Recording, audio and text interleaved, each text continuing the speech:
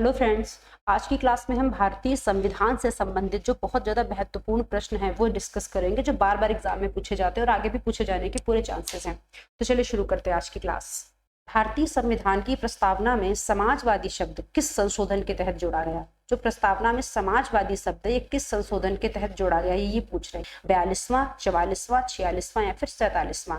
तो जो समाजवादी शब्द है वो 42वें संविधान संशोधन के तहत जोड़ा गया है। और इस संविधान संशोधन के तहत 3 शब्द जोड़े गए थे, समाजवादी, पंथनिरपेक्ष और अखंडता।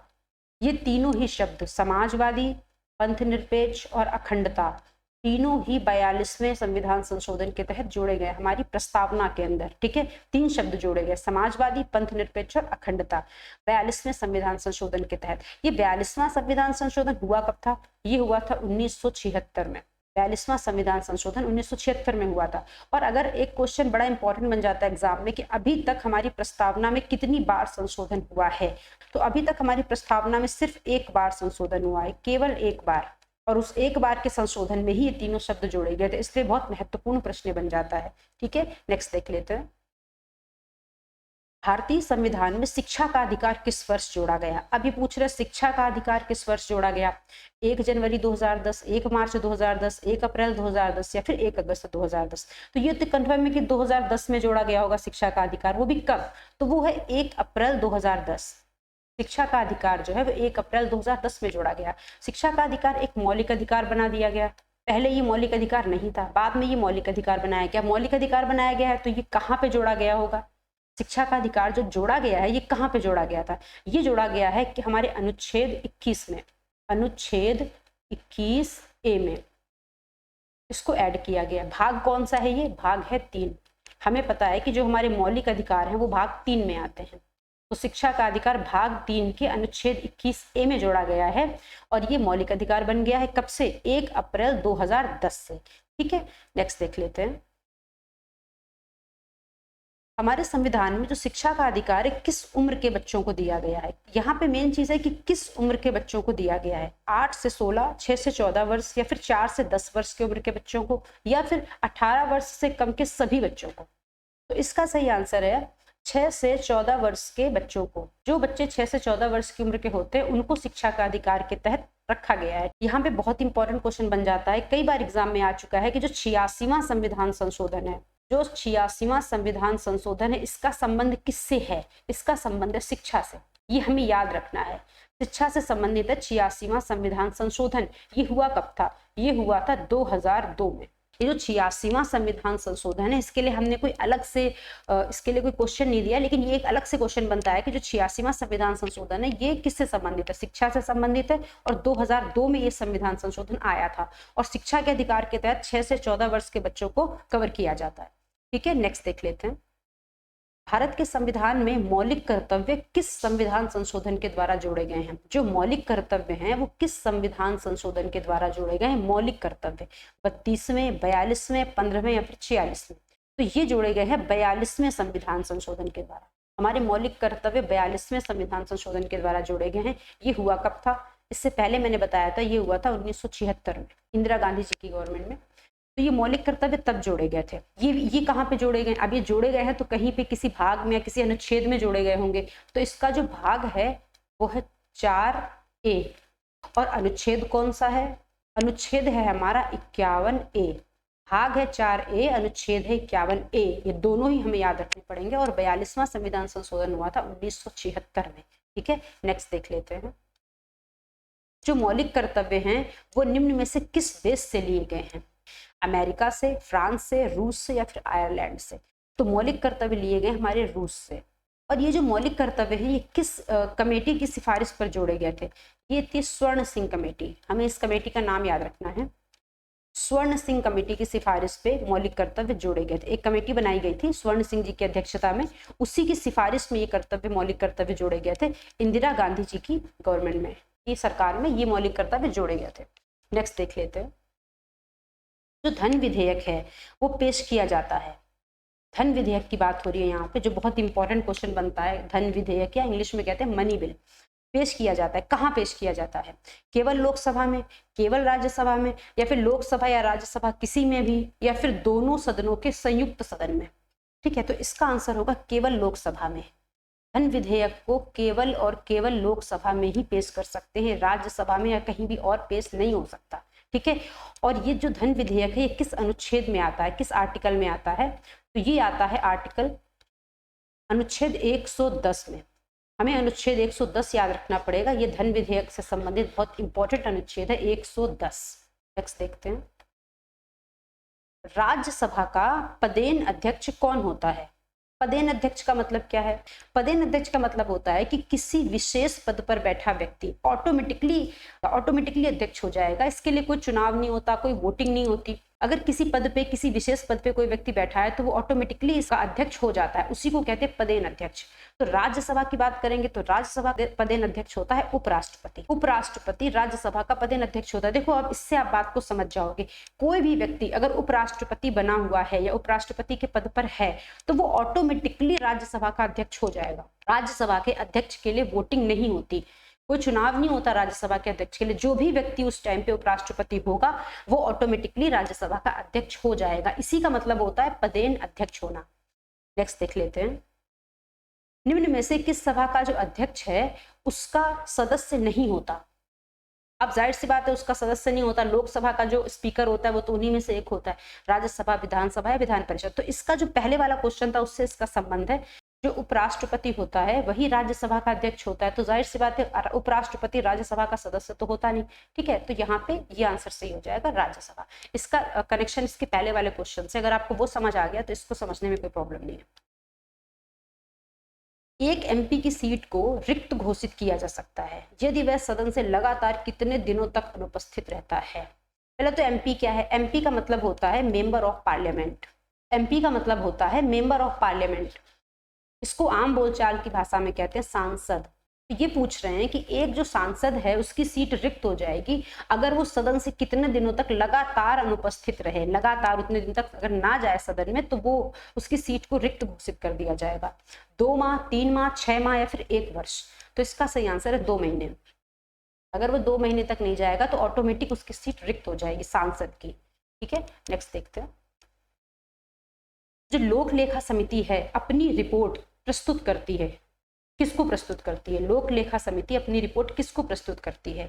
नियंत्रक एवं महालेखा परीक्षक को, लोकसभा के स्पीकर को, संसदीय मामलों के मंत्री को या फिर भारत के राष्ट्रपति।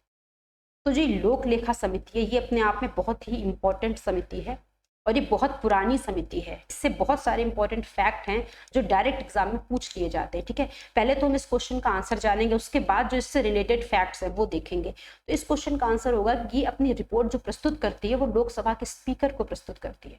अगर किसी ने पढ़ा नहीं हुआ है तो वो इसको टिक नहीं कर पाएगा, उसके दिमाग में नहीं आएगा कि लोकसभा के स्पीकर को भी कोई रिपोर्ट प्रस्तुत की जाती है, वो राष्ट्रपति वगैरह को सोचेगा।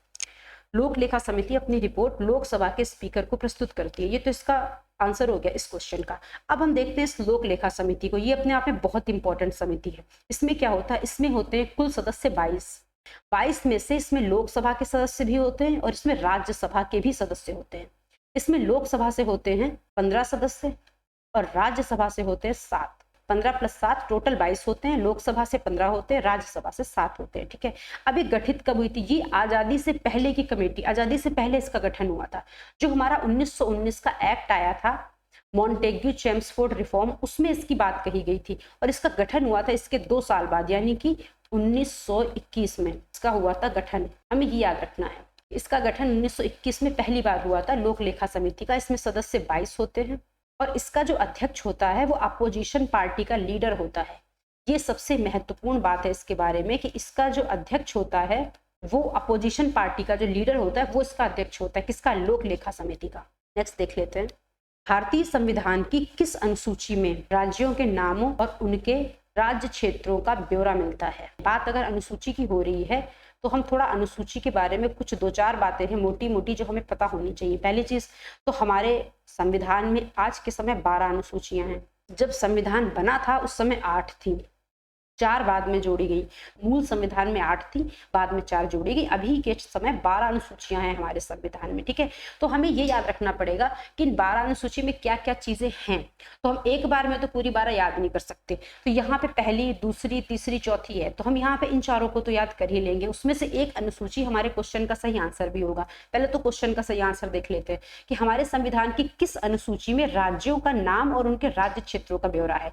राज्यों के नाम और राज्य क्षेत्रों का ब्यौरा, तो ये तो हमारा पहली अनुसूची में है। पहली अनुसूची में राज्यों का नाम और राज्य क्षेत्रों का ब्यौरा है। अब बची दूसरी, तीसरी, चौथी। दूसरी अनुसूची में है वेतन और भत्ते, वेतन और भत्ते। तीसरी अनुसूची में है शपथ, लेकिन इसमें किसकी शपथ नहीं है, वो है राष्ट्रपति। ये हमें याद रखना है, राष्ट्रपति की जो शपथ है वो तीसरी अनुसूची के तहत नहीं आती, ठीक है। चौथी अनुसूची में क्या है, राज्यसभा के जो स्थान है उनका आवंटन है।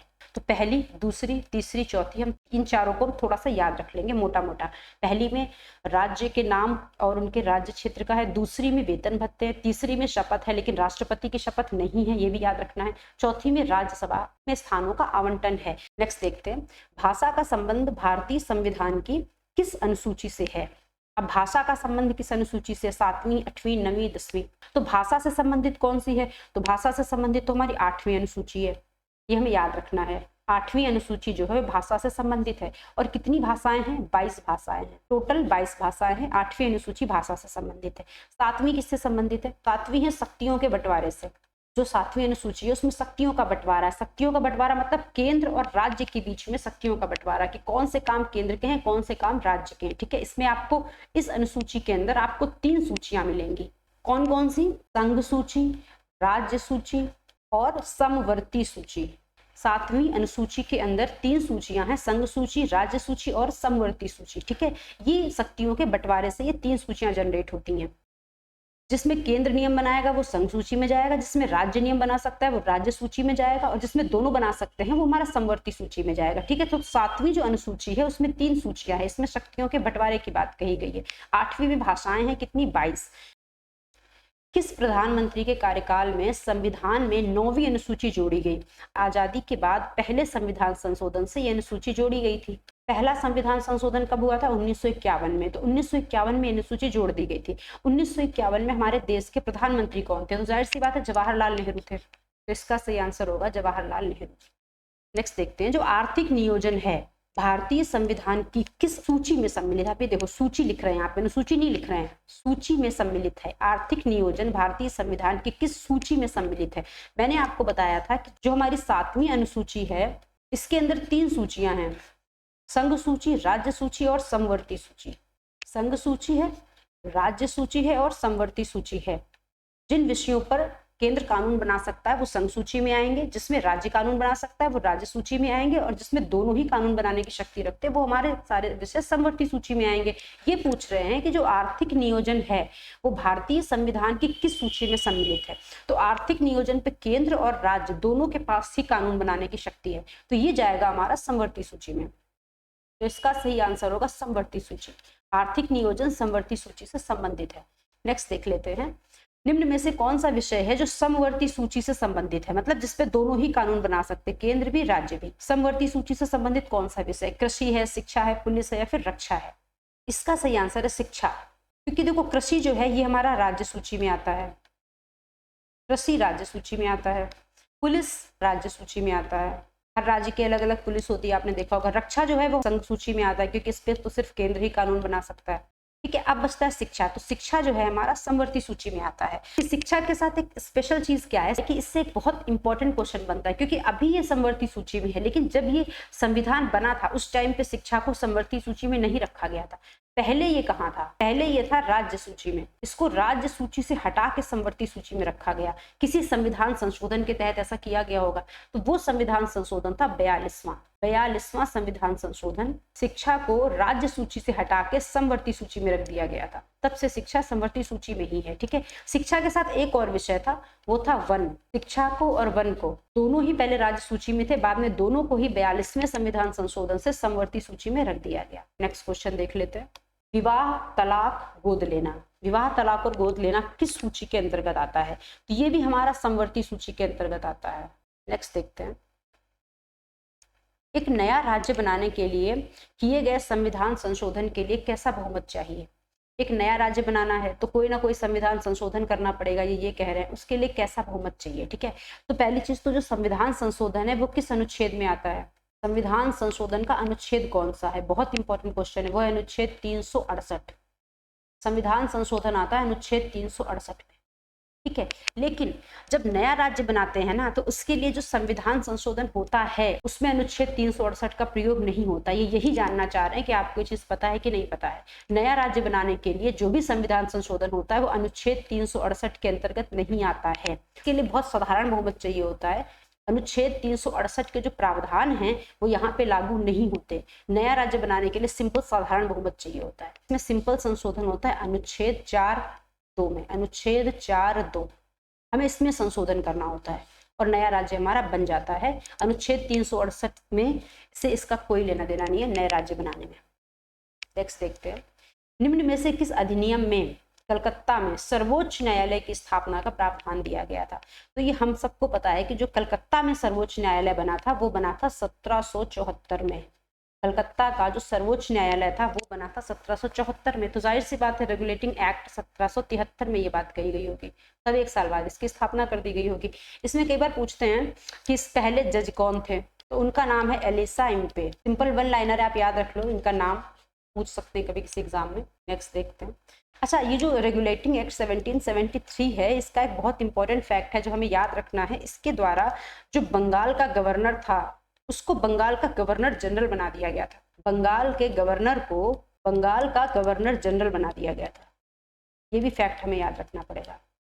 नेक्स्ट देखते हैं, जो ब्रिटिश भारत में सांप्रदायिक प्रतिनिधित्व की व्यवस्था थी निम्न में से किस अधिनियम द्वारा दी गई? सांप्रदायिक प्रतिनिधित्व मतलब कि जाति धर्म के आधार पर प्रतिनिधित्व होगा, ये व्यवस्था किस अधिनियम में इन्होंने दी थी? वो हम सबको पता है, मार्ले मिंटो सुधार में इन्होंने दिया था। मुस्लिमों के लिए अलग पृथक निर्वाचन की व्यवस्था कर दी गई थी मार्ले मिंटो सुधार 1909 में। इसमें मुसलमानों के लिए पृथक निर्वाचन इन्होंने दिया था। तो ये मार्ले मिंटो सुधार में हुआ था, तो इसका सही आंसर होगा ये। चलिए ठीक है, आज की क्लास यहीं तक रखते हैं। Thank you.